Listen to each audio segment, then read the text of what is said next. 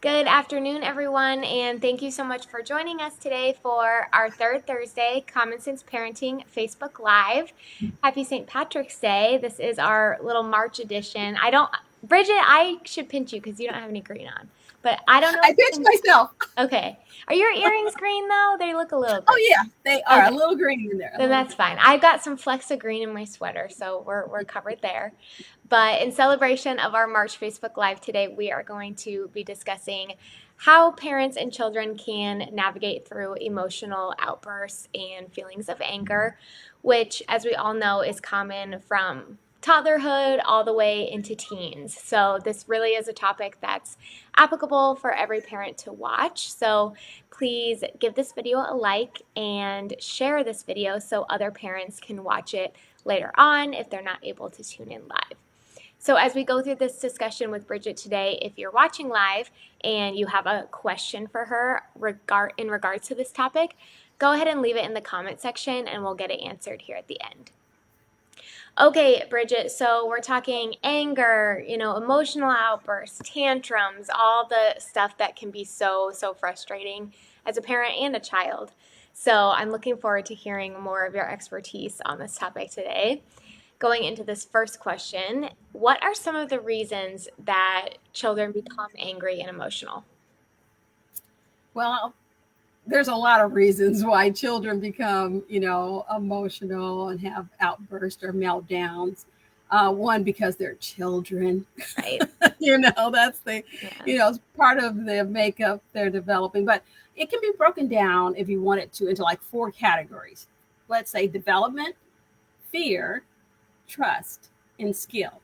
So developmental ability, because kids are growing at such a different pace according to their developmental milestones, which are social and emotional, cognitive language, physical, verbal. So sometimes, for example, a child might have really poor verbal ability, Mm-hmm. so they act out their feelings. Yeah. And that causes a problem. The other day, I was watching this really cool show on Disney called Turning Red. Oh, This little yeah. girl, yeah, and she didn't know how to talk to her mom, and she'd blow up and turn into this little red panda who Yep. would act out and be aggressive. So I thought that's a lot like the topic I'm going to talk to Gabby about, how kids sometimes don't know, they don't have the confidence or the verbal ability to share their feelings appropriately with their Yeah. parents. Fear is another thing, Gabby, that sometimes get in the way of kids being able to communicate their emotions appropriately. So when we're in a stress situation or we're afraid, our brains kind of go into a survival mode, right? Yeah. It's that flight or fight response. And so the rational thinking part kind of goes down a little bit so we can deal with our emotions. And Yeah. so kids might lash out, in response versus if they thought it through, they would act a different way. So, that can be part of the issue. Trust also. Trust is this ability to kind of give up control to someone else. In sometimes even when we're in need, trusting someone else to give up our control to them might make us feel like we're incompetent or we're weak, and kids don't want to feel that way, especially teenagers, so they don't do that. Right. And then the last is just skill, Yeah. not having the skill to ask for help appropriately, having the skill to use a calm down strategy Mm-hmm. um, when we're in a situation, uh, can be part of the reason why we adults and young children have those meltdowns, have those outbursts. So I would say it's part of the development issue. Could be fear, could be trust, could be skill level. You just have to know your kid and what they're needing in those areas. Yeah, that's great. And definitely a tool that parents can use, the next time your child has an outburst and you're thinking to yourself, like, oh my goodness, what are they crying about now? Like, I've given them this, we've done this, we've done this. If you can think on those four categories and think, okay, well, maybe they're just not trusting this certain situation or the development side, it might give you some reassurance as to why they're acting out. Okay, so of these reasons that we just discussed, which in your experience, Bridget, have you found to be the most common? I think they all kind of intertwine and overlap, so it's Yeah. hard to break them out. But if you were pressing me, I probably would say it's when kids don't trust. It's that bonding. it is that relationship. So even though I'm a very young child and I'm bonded to my parent, I trust them, even though I'm fearful of this stranger coming up or we're in some other place or I don't like what's going on. If I trust and I'm bonded and have a relationship with this person, I might trust them enough to go through that fearful situation. Same thing with teenagers. If I have that open communication, that relationship with that trusted person, I might go through that situation that I feel stressful about, but I trust them. So I think at the center of it, it's all about relationships, all about that bonding that can cause problems in those other areas why we tend to have these meltdowns. Definitely. So, emotional outbursts, like I mentioned at the beginning, happen in children of every age, from toddlers to teens. What steps should parents take to handle these outbursts in a calm manner? Well, when children have emotional outbursts, that isn't a time to start threatening them or giving them consequences. It's like throwing gasoline on a fire. Mm-hmm. Yeah. So some simple steps that all of us could use with our kids is calm yourself down first. You can't help your child if you're too angry. Right. Next thing, offer options for your child to calm down. Uh, it's often better than giving them orders when they're upset because they usually just dig in and refuse, even if the instruction isn't harmful, but they just everything is a fight Yeah. at that point. So offer them options that it's more likely to work. Like you can go to your room and calm down. You can sit right there. Whatever you do, son, try to take a deep breath and calm down. So giving them options and then allowing the time for everyone to get calm. That's another thing. Parents want it right now. So giving their kids, time to calm down. You're going to find when they are calm, when kids are calm, they're more cooperative. So why am I getting in a power struggle with this little person when they're too upset to even hear or recognize what I'm saying to them? So give it a little time. And when kids calm down, then start teaching. That's when don't let it go. The other key thing is to return to teaching once things are calm. Sometimes we want to let it go because we think if I say anything to this kid, he's going to blow up again. But they're going to blow up again if they learn, hey, nothing happens when I blow up. Everything goes back to normal. So I'll blow up here and I'll have a blow up here and there's a poof of blow up here. You don't want that to happen. So return to teaching so kids learn there is some consequence. There is a teaching moment for my outbursts. Mm-hmm. So calm first, teach second, consequences third, maybe. Yes. Way in the back there. They're in the back of the bus, those consequences. Yeah. Let's keep those back there. Right. Yeah. So you and I in the past have done a full Facebook Live already on toddler tantrums. So I'll make sure to link that for those of you who haven't seen it. So we'll kind of just condense that into one question here. So what advice do you have for parents who are going through that toddler tantrum phase? I know it's so hard and frustrating when they're going through that. Well, tantrums are never fun for anybody. It's uncomfortable for everyone involved. And it's during those times that, parents will want to make sure that they kind of get into a calm mode for themselves, right? Like I mentioned before. So you have to really think about having a calm down plan before you need that plan. Right. So you reduce your fear factor. If you're a parent who has this explosive, like a little child, and every time you go out the door, you're thinking, okay, what is he going to do? What is it going to happen? You're kind of in that fear factor. And I think kids can kind of smell that. I think she's afraid. I think, they act they're like, am I going to push that button now? So right. I would have a plan. So I'm never afraid to take them anywhere because I have a plan of what I'm going to do and what I'm going to do with this child when they get out of control. Mm-hmm. So even when I go to the mall, my kids were little, and I would go to the mall and my son would want to, get spaghetti legs, or he would want to have that little meltdown. I would just pick different places in the mall that I would stop to give him a chance to get himself under control. This bench, let's see it. No. Okay. This little hallway. No.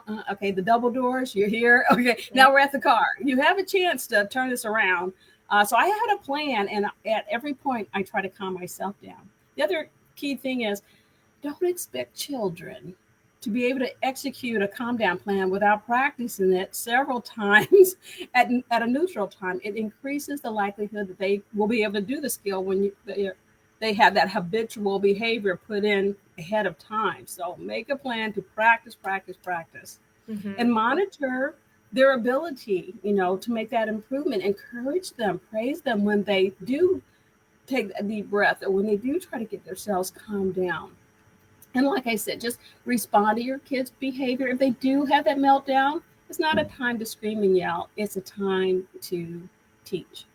Mm-hmm. So teach them, this is my expectation for you. And right now you're yelling and screaming and having a meltdown. I pick them up like a little football. They're little people and take them out of the area, right? Right. With their arms and legs away from me so they're not kicking me or whatever. But we just remove them out of there.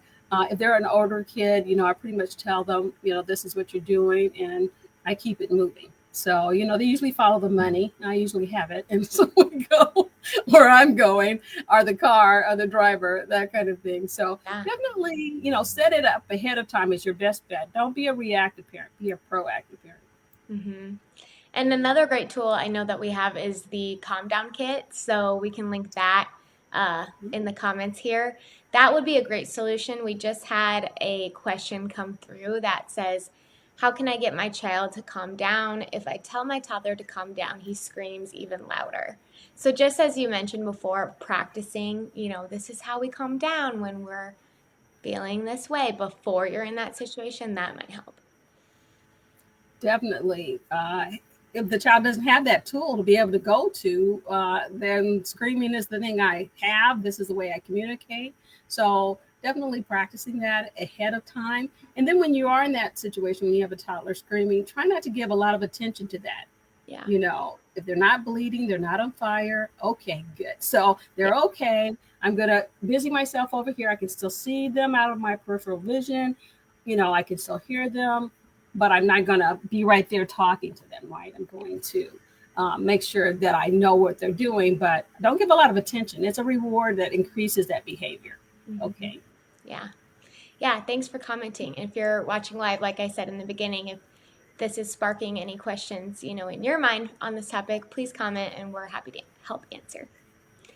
Okay, so what other ways can we teach our children coping methods for when they feel really angry? Well, first, we want to, kind of identify, what is coping skills to kids. Yeah. You can say that to people, but do we really Yeah. know what it is? So, tell them, coping strategies are behaviors or thinking that we use to reduce unpleasant emotional responses. Okay. And then break that down for them and tell them exactly what that is. And so then next thing you're going to do is, teach them those coping skills, ways in a way they can understand. So if you have a little person, how you talk to them and how you talk to a teenager, two different ways, right? Right. And also, if kids are really, most kids are very interactive. They learn best by doing, not by us talking at them. So, really have role plays, our discussions, our modeling examples. That little movie I watched is a good way to start that conversation. Problem solving, any of those interactive ways would be good. So I would say that we mentioned practicing with kids so they get it on automatic pilot. Because remember, I said earlier, Gabby, when we're in that stress situation, our brains go into that flight or fight mode. Yeah. And so when I have habitual behavior on board, it's kind of automatic that I'll use it if I practice it so much. And that's not one or two times. That's like it's gone on for maybe 14, 28 days that I've been practicing with my mom. So it's automatically there. Mm-hmm. And then, they have a reliable role model. So if I'm the person who wants you to be calm, then I have to be calm myself. I have to show you on a daily basis how I respond. And when I'm dealing with you, how I respond to your aggressive, out of control behavior. Mm-hmm. Definitely. It's the best way. They mimic what we do, right? Oh, yeah. It's the best way to teach. In the moment, that child's still watching you. So if they are having a meltdown and I'm staying calm, because I really perceive it's all about you. This is your problem, not mine. It's only my problem when I begin to act like you. So I'm going to take care of me first, calm myself down, take a deep breath. Ooh, so, okay, he's still okay. He's not on fire. He's not bleeding. Oh, gosh. All right, now. And I'm going to say what he's doing is a problem. Ooh, so more ear for me. Okay. If I'm out in public, get the child away from eyes.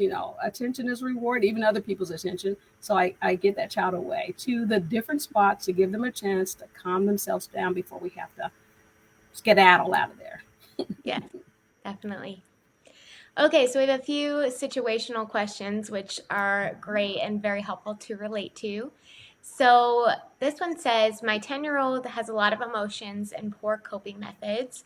I've tried to help her deal with life and friends, but I feel like I'm failing her. I'd love to hear your opinions and options of things I could try with her. Yeah. So this mom, thank you for this question. I think a lot of parents feel this way, especially, pre-puberty and during puberty when children are on this emotional roller coaster and you're feeling like, nothing I'm doing is right. But, it's natural for a child to be acting this way during this time. And you're not a failure. You're not failing. Okay. You're just in a difficult situation at this time with your child. And when you're in that difficult, stressful time with your kid, it is important that you do self care. It's kind of like when you're caring for somebody who has, illness. You have to take care of yourself so you can take care of them. So it's important for parents to remember that. Okay, am I in a good place so I can help you? Unless she's really gotten an issue. But I really remember that. I think I was more shocked because my son was very obedient and he turned into this teenager. It's almost like this other person showed up. And I was like, what did you do with my kid? Right. How do I find him again? Yeah. And so, but having another child who was very strong willed and wanted to do what they wanted to do when they wanted to do it from Jump Street, I was used to that and how to deal with that. It's just when we get a child who maybe at one point was really cooperative and then that switch goes on and then they're not so cooperative. So we have some really good things up on our webpage. I'm pretty sure Gabby's going to tell you, but I found one, the 5 mental health boost strategies for mom and dad that we did a while ago. It's up there. Always good to look at that. Take care of yourself so you can take care of your kids. Mm-hmm. Definitely. Great advice. The next one is, my teenager son seems to be angry all the time about everything. How do I know when it's normal teenage angst or a real problem? Well, knowing the difference between routine teenager rudeness and Right. real problems isn't always easy, is it? Yeah, Especially at that age. Oh yeah, there's a lot of little trimmer behavior going on with those teenagers. I did it, you did it, we all did it. But then knowing the difference between growing pains and chronic sorrow, Yeah. parents will maybe need 3 things. Like we mentioned before, you have to have a relationship. Having that emotional connection with your teenager builds awareness. And then when they might have, some minor shift or even a major shift in their behavior, you have that parent kind of something's off their feeling. Yeah. Because you're just so connected to your kid. You're like, okay, something's not right. He didn't say anything or do, but something is not right there. And so having that connection emotionally with your kids, and that comes over time, and that comes with, being with them. Also comes with communication, which is the next thing. So having open communication and discussion that builds trust. So it's important when you're wanting to know what's going on with your teen or if this is a real issue, not to make any judgment calls, but to have that open ear, listening to them, hearing them, showing your concern. And last but not least, availability. Okay. So teenagers need, the convenience of, being able to access the people that they trust. And it's not always me, Right. right? It might be a mentor, it might be a coach, it might be a teacher, and allowing those foundation role models to be in my child's life is important because sometimes parents don't want that. You know, they're like, you need to come always to me. But sometimes coming to a trusted adult that I know and I trust too is just as good when I am not available. So availability, communication, and relationship will let you know when, hey, this is a problem, or no, he's just being a teenager. Mhm. Yeah. What about those families or maybe, mother-son, father-son relationships that aren't as close and connected, but they're Hmm. like how could they notice if something was going on maybe? Maybe they wouldn't, maybe, if they don't have that connection, it might get by you. It could get by the best of us, you Right. know. You could have a great relationship, great communication and ability, but it could get by you. But at the same time, let's say I don't have a real close relationship because maybe it's a two household family. Sure. So I don't see my child as much as I would want to. But Right. I have great communication. I have this open discussion. I'm constantly, talking, texting, communicating, and I'm available. If my child calls me, even if I'm in a meeting or if I have something going on, I'm gonna stop and text them back. I'll call you right back, or I get, be there for them. So if you up your other two areas, you might be able to make up for, kind of a down in one area. Okay, Hmm. because we won't always be perfect, right, in Yeah. every area. Who is that parent? I don't know them. Right. So I would say just really kind of watching yourself in these three areas would get you where you want to be. Awesome. Okay, so a little bit more back on coping skills. We do have a resource called a coping toolbox. So I thought that would be something nice that we could talk through for parents to take back and have something to physically do and take away from this talk. So, Bridget, how do we build a coping toolbox and what could we put in it? Wow, I wish I would have brought mine with me. It's I at home, and I knew you usually had one. sometimes That's okay. I'm looking around like, is there one here in the office? But anyway, a coping toolbox is just uh, it could be anything. It could actually be a box, or it could be a Yeah. bag, or whatever, and you just put little things in it that help, are like little strategies for kids or adults. You can make one for yourself to use to help them to calm down. And I would say the first thing, Gabby, that parents will want to do when creating the coping toolbox is to include their kid.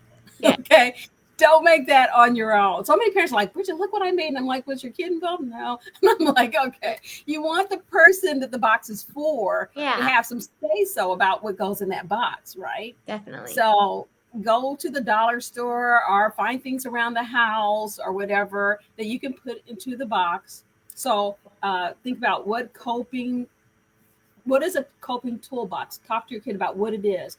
Why do they need it? Okay. And how does it work? And then start creating it. Mm-hmm. Yeah. I think that's the biggest thing takeaway I can tell you after doing so many classes that I find is parents start building this box themselves and then they Hand take it to it their off. kid Right. Yeah. and the kid is like, no way, I don't want it. Yeah. Because some kids, I mean, some people will put like coloring in it, and some kids don't like to color. You just gotta let them do it because it also gives them, a sense of pride and, hey, this is something I actually want to use because I made it and I'm kind of proud of it. So, Oh yeah. good advice. I know I put all kind of things in my I'm only telling you this because I've made all these mistakes, right? So I'm just Yeah. There you so go, people. I mean, even our parenting expert makes parenting mistakes. So, this and is why. that's how you become the expert, Cabby. Exactly. Exactly. You That's make why we're here. success is born out of a lot of mistakes. Here Yeah. you go. So I remember putting all that stuff because I'm writing the book and I'm like, okay, all these things are. And he took the one thing out that he liked, and he would use that always. It was like all those other things were there at his disposal, but Yeah. the one thing that he uses, the one thing that was Right. That appeals. he used. So yeah, so you never know. I think I learned start with the kid first when you're making a coping toolbox. The first ingredient is your kid, and then Yeah. talk to them about what it is, why they need it, and how it works. Awesome. Well, we did Mhm. just link that coping skills toolbox in the comments of this video, so you can click it, read about it, and then, like Bridget said, move forward and make it with your child.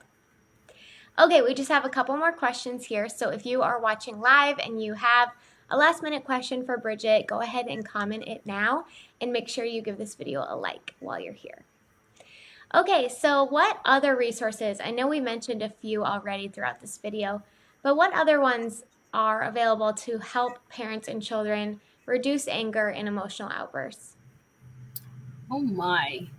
Boys Town has numerous resources for parents and for children on how to reduce emotional outbursts. I mean, if you went up to our site, you would see the 24/7 crisis hotline number 1-800-448-3000. Go ahead and call those guys. They're there for you 24/7. Just to talk you through major issues, minor issues. Um, you can ask our experts. You just type in your question, and then one of the experts will get back to you. So you go up to our webpage, do put in the search, ask experts, and that'll come up. Yeah. Your Life, Your Voice app. Oh my gosh, I wish I would have had that when my son was younger. It's the best app to work with kids.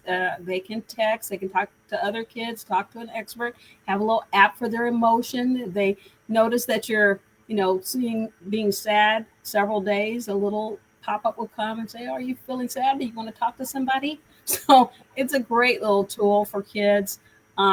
We definitely have our behavioral health center where parents and adults can talk about major issues that they're going through, chronic trauma, sadness. The kids, especially after COVID, we're seeing that uptick in different emotional issues that kids are facing.